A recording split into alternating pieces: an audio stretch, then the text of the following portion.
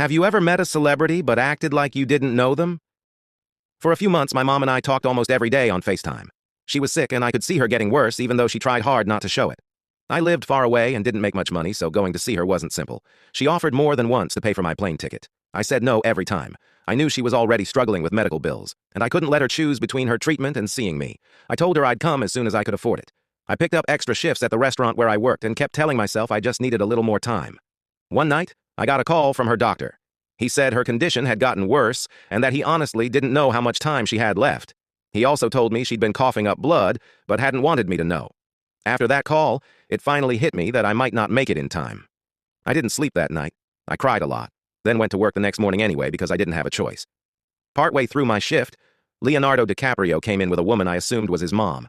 This was shortly after Titanic, so he was extremely recognizable, even though he was clearly trying not to be. He had on a hat and sunglasses and kept his head down.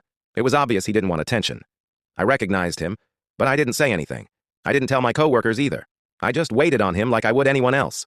Honestly, I was distracted the whole time and had a lot on my mind, but I made sure to be polite and professional. When it was time to bring the check, I wrote a short note on the receipt. "Your movies are awesome. I hope you like the food." That was it. I didn't expect anything from it. As he was leaving, he looked around the room and noticed me. He smiled and nodded, and then he left. Later, when I went to clear the table, I saw that he had written back, "Thank you so much for not blowing my cover." He'd also left a $500 tip. At first, I thought it had to be a mistake. I actually stood there for a minute trying to decide whether I should run outside and give it back, but he was already gone. I didn't make a big deal about it. I finished my shift, clocked out, and immediately booked a flight to see my mom. I called her and told her I was coming. When I got to the hospital, I ran through the halls to her room. I made it just in time. She passed away about 20 minutes after I arrived. I got to hold her hand. I got to hug her and tell her I loved her in person, not through a screen. That tip wasn't just money to me. It gave me the chance to be there at the end. And that's something I'll always be grateful for.